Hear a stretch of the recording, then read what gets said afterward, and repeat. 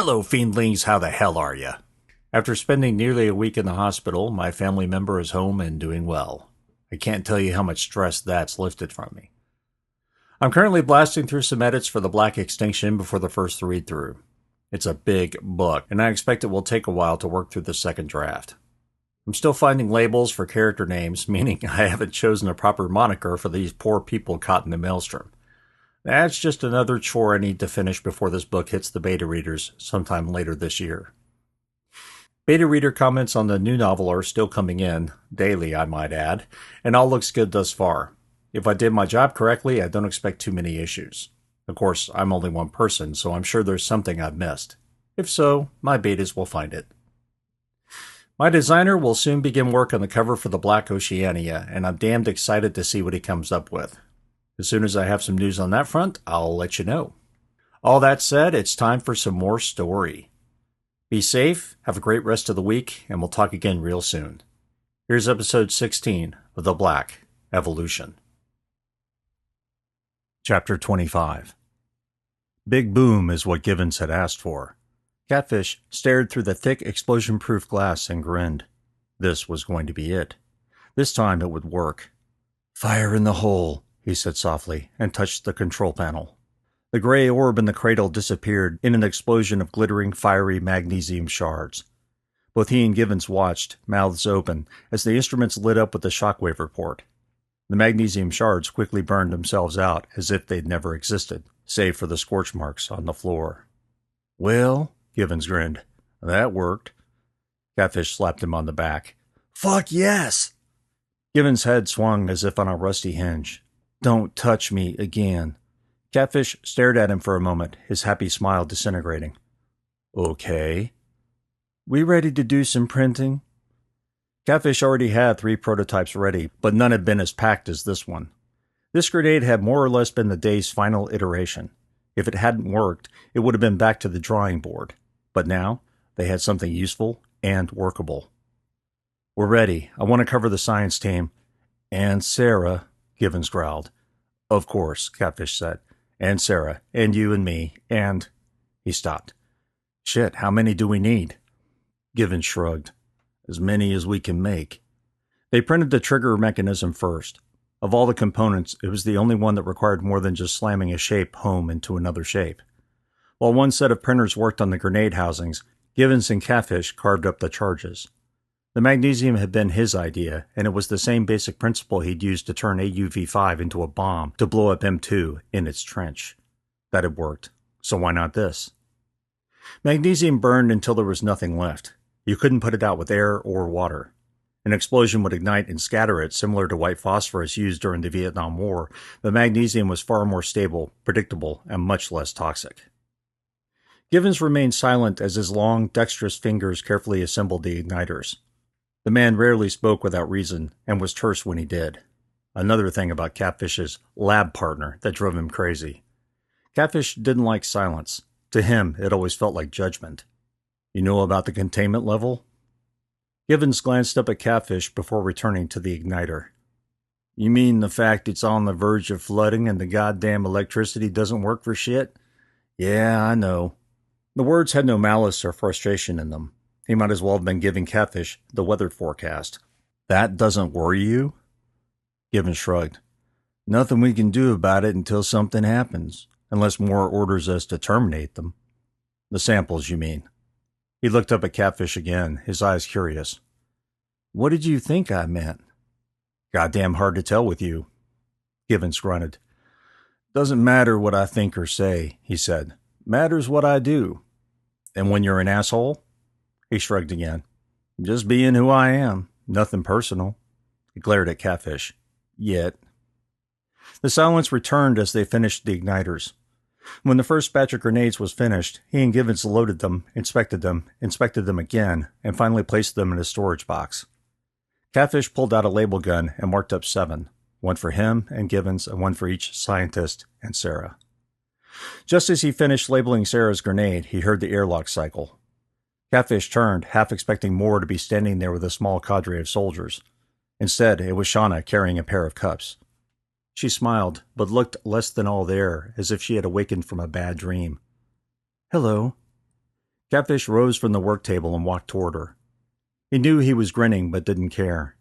He reached her and offered his left hand. After she put the cup in it, he used his right to pull her toward him in a light hug. "Good to see you," he whispered. She squeezed him and took a step back, his hand falling away. "Good to see you, too." He sniffed at the cup and groaned.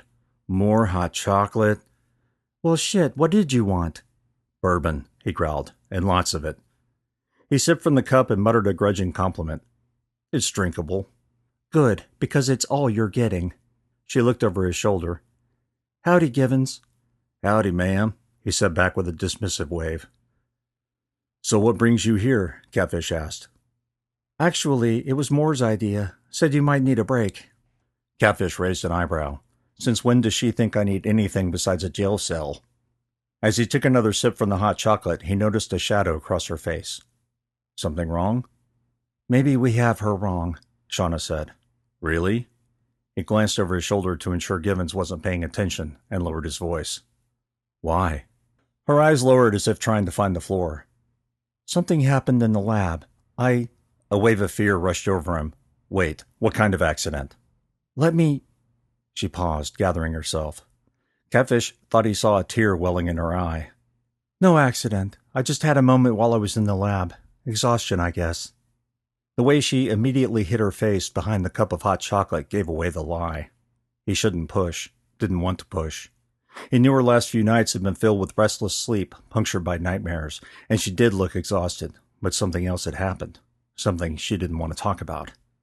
"Okay," he agreed. "Go back to the trailer and take a nap now." No," she said. "I'll help Jay with the instruments and stay out of the lab itself." That's not what he wanted. What he wanted was for her to go to the commissary and read a book, or look out the window, do anything but go back down. She was spooked, and it showed in every line on her face.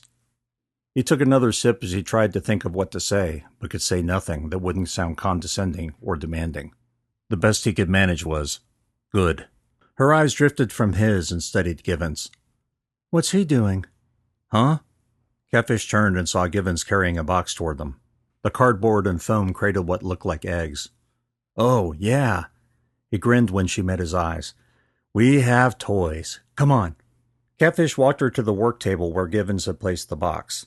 The soldier leaned casually against the corner, a dim smile on his face. Shauna reached in and pulled out her grenade with her name on it. "Whoa," she said. She rolled it around in her hands, testing the weight. "What's the blast radius?" 2 meters. 5-second timer. It'll be faster and faster while you cook. Just better be out of your hands before it reaches 0. Preferably long before that. She frowned. "Just an explosion?" "No, ma'am," Givens said. "He figured out how to make something special for him, too." "And what," Shauna said, "did you do? The magnesium worked?" He nodded, his grin widening. "Shaved. The explosion will catch it on fire and spread it like glowing embers. Again, make sure you're well out of the way when it goes off." "I'll remember that," she said.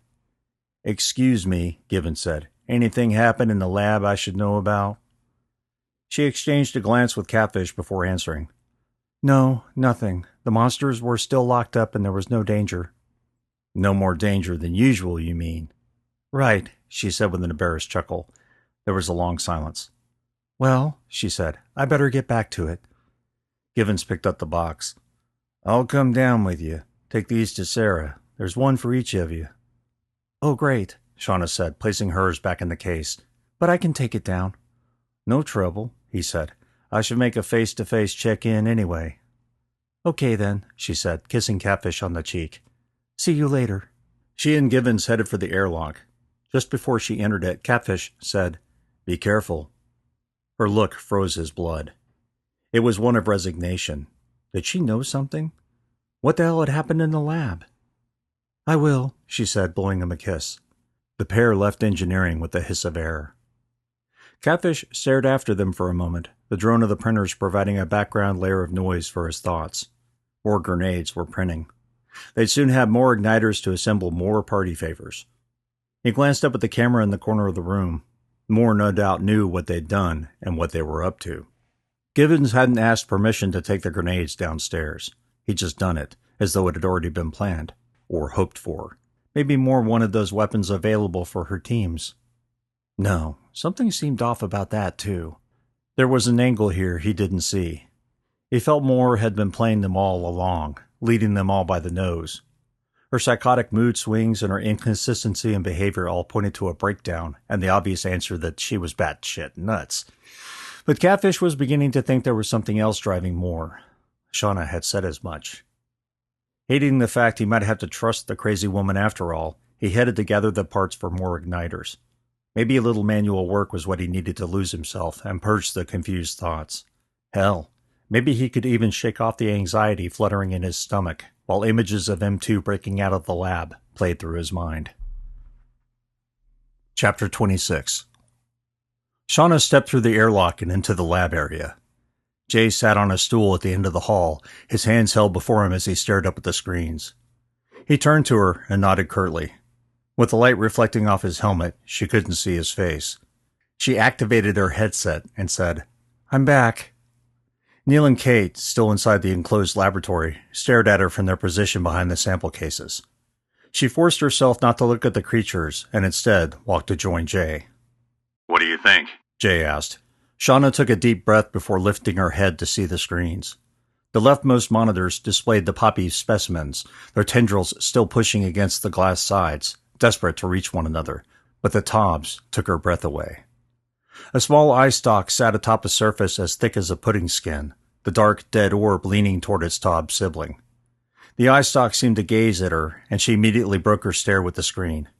After taking a long breath, she raised her eyes. The sensory organ was once again focused on the other tob. Maybe it always had been. "We use our eyes more than anything else," Shauna said, surprised at how calm she sounded while her heart slam-danced. "Mammals in general, I mean. A lot of other species, too." "We discussed that while you were gone," Kate said. "It's almost as if the tobs know to use their eyes instead of blindly flailing."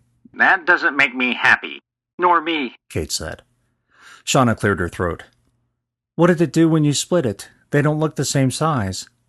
"We, had to just cut it where we could. It He paused while he searched for a word.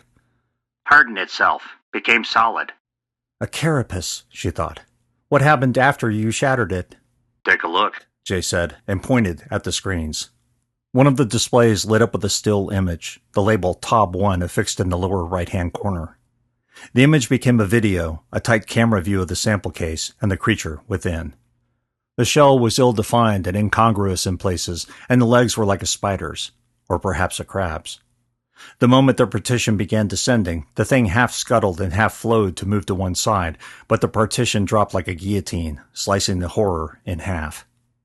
Crumbs of alien shell exploded into a mist of shrapnel, black liquid spurting from the open wound for an instant before the entire creature lost solidity. The second it had transformed, it began moving through its new prison to find the edges. Once it had, it extended the eye stalk. "Jesus," Shauna said. "Did it just vacuum itself up? Absorb all the "Debris?" Neil asked. "Yeah, it exploded like a walnut beneath a sledgehammer, but look, no sign of any material." "Good point," Kate said. "So what does that mean?" "You can't let it reform," Jay said. "Once you get it into smaller pieces, you have to keep it that way, or else." "Or else what?" Jay's voice wavered with fear. "It starts chasing you through hallways." No one spoke. Shauna changed the displays to the live feed and stared at the tobs, watching their eye stalks twitch and jiggle every few seconds. "Different environment," Shauna said. "Different evolutions." "I'm coming to that conclusion myself," Neil said. Kate took a few steps backward, shuffling closer to the airlock. "Neil, I think we should get out of the lab now. Time to go take a look at the recordings and think." "Why?" She pointed at the tob cases. The creatures no longer stared at one another. They were staring at him. "Yeah, Neil said, shuffling backward and away from the sample cases. good idea." They entered the airlock and left the lab to join Jay and Shauna. Shauna barely noticed because she was too busy watching the tobs. The deviation in behavior had been gradual, almost synchronous, the orbs changing from their quick spin to slowly locking on Neil. He'd been the closest to the sample cases and the nearest thing they could see. "We're going to have to destroy them," Shauna said. "Here fucking here. We'll whack 'em and call it a day." "Hang on," Neil said. If we destroy them now, we're just going to have to distill more of them tomorrow. That's the riskiest part of any of these experiments. Kate heaved a sigh. You're right, but so is Shauna. You have to be kidding. Neil put his hands on his hips, looking comical in the heavy, bulky suit. What's changed from yesterday? Same samples. No, Shauna said, shaking her head. They're not anymore. She pointed at the lab. The Tobs, slightly different in size, had moved forward in the sample cases and thrust their orb-like sensory organs against the glass. This time, there was no question that the creatures were watching the scientists, studying, observing, maybe hatching plans. A shiver rattled down her spine. No, she said again. We need to get rid of them, now. God damn it, Neil said. She thought she heard a touch of fear in his voice to match his resignation. Okay, fine, fry them. Kate didn't wait. Security, we're going to clean the samples. There was a slight pause before Sarah's voice responded. If you don't mind, I'd like it if you were to vacate the lab first. Thank Christ, Jay said. Copy, Kate said. Okay, people, move it. They did. The security detail inside the hall followed them out of the airlock and into the main area. Shauna stepped a good 5 meters away from the thick metal walls. 4 soldiers carried the large incinerators, 4 weapons of last resort, and, if you counted her grenade, 5. Her nerves screamed with tension. What would Moore do if the samples survived? Or if something went wrong? Flame the entire complex? She shivered again, suddenly feeling as though a cool fall wind had kissed her naked skin. Catfish was in his secured domain. Maybe he'd be protected if... Sarah's voice boomed over the speakers. Attention all personnel, we are sanitizing the lab. Please report to your action stations. Shauna? Kate said from beside her. She looked at Kate and noticed the exhaustion on her face for the first time. What? Come on. The 4 scientists made their way to the blast doors. A single soldier remained behind the closed door, and a smaller incinerator unit was on the floor next to him. Instead of carrying the makeshift weapon, he held an automatic rifle in his hands. The soldier cleared his throat when they reached within a meter of the door. That's close enough. The throng of scientists turned their backs to the door and stared at the steel-walled lab complex. From her vantage point, Shauna made out the array of monitors displaying cam views from inside the lab. The 4 creatures had resumed their behaviors, desperately trying to shatter the glass and meet each other. Or eat each other. She shivered again, remembering the surveillance videos of a large M2 entity attacking a smaller one, devouring it before growing larger and becoming more dangerous. Attention, Sarah said over the PA. Sterilization will begin in 5, 4, 3, 2, 1. A heartbeat later, short-wavelength UV light filled the lab. The shades still covering the sample cases lifted. One of the Tobs slapped a tentacle at the glass, which stuck fast, almost like a sucker from an octopus. As the shades lifted and the shadows melted away, the safety zone for the M2 offspring shrank, as if the sun was crawling over the horizon. The poppies had turned into puddles of thick black and retreated as far as they could from the killing light. One wasn't fast enough and burst into flames. The other backed up until it reached the sample case's rear edge. The liquid retracted from an amorphous puddle into a thick rope shoved against the glass as it fought to hide itself from the artificial sunlight. Shauna switched her gaze to the Tobs, and her heart stopped. The Tob specimens had retracted into the shadows, just as the poppies, but instead of reverting to puddles, the creatures had grown thick shells, their rugose carapaces hardly reflecting the bright light. The last of the poppies exploded in a geyser of flame that filled its sample case. The heavy glass and steel surface shattered, sending slivers in all directions. The nearest Tob sample case rocked from the explosion, and Shauna watched in horror as zigzagging lightning bolts of cracks shot through the glass. The Tob smashed a tentacle into the side of the sample case, the damaged, explosion-proof glass crumbling into shards. A pair of malformed limbs sprouted from its back, their ends pistoning and pushing the creature through the gap into the floor.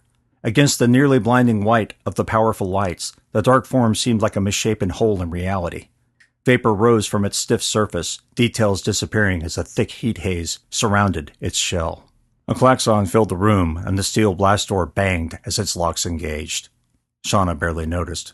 She was too focused on the remaining imprisoned Tob. Multiple pseudopods grew from its shell, sparks of fire dancing as they extended. The ends became little more than needles before the creature raised the newly formed limbs and punched down. Kate shrieked as the overhead camera view showed the limbs smashing repeatedly, sparkling flakes of metal flying into the air. The flashing warning lights around the lab turned red and pulsed like a monstrous alien heart. The smoking creature had somehow fractured the metal, effectively cutting a hole through the sample case's surface. It dropped through and hit the hard floor without a sound. One of the camera feeds tilted as it tried to follow the Taub's progress. Shauna had turned her attention to that feed just in time to see it zoom in on the terrifying shape lurking beneath the table and beyond the UV light's killing rays.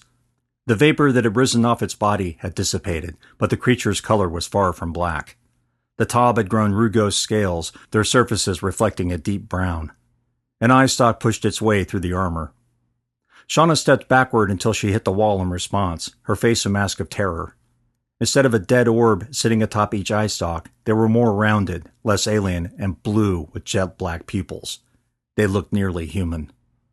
Sarah yelled something over the PA, but Shauna suddenly knew nothing about the world beyond the feed and the thing staring back at her. It began to spin, once again returning to its impossibly black color. The creature's pseudopods formed into 6 limbs, 4 like a spider's or crab's, with the rear pair shaped like a cricket's. Motion in another feed. Like a zombie, Shauna swung her gaze to the other screen. Through the airlock's door, she watched 2 soldiers armed with incinerators about to enter the lab. The creature twitched as though it had seen them. Taub 1, what she now thought of as Taub Prime, or simply Prime, seemed far more aware of where it was. She saw in her mind what it was about to do, air rushing into her lungs to scream a warning. The airlock door opened and a blast of fire streamed from the incinerator and torched the room's far corner. The instant the red and yellow colors began flying from the weapon, Prime leaped into the air, its spider limbs pointed like 4 swords, its single eye no longer spinning but twitching instead. The soldier turned to spray the creature, but the bulky suit and weapon made it impossible. Prime's 2 left forelimbs punctured the soldier's shoulder, crimson peppering the white walls as if from a bloody sneeze. The camera didn't show the soldier's face, but it didn't have to. He spun in the same direction as the creature's momentum, the incinerator still pushing bright flame. As he finished the spin, Prime leaped away from the airlock door. Fire from the spastic incinerator filled the airlock midsection, roasting the other soldier instantly. Flames licked from the ceiling and into the lab area. More klaxons, more flashing lights. Sprinkler systems engaged inside the lab in an attempt to snuff out the blaze. Before they had more than 3 seconds to act, a massive explosion rocked the entire lab level. The self-contained lab, surrounded by thick walls of metal on all sides, was the safest place in the entire facility, but now there was a gaping hole where the airlock had been. A dark, thick cloud of smoke quickly gathered, completely obscuring her view. Shauna felt a strong vibration, followed immediately by a clank of metal. The blast door had been locked.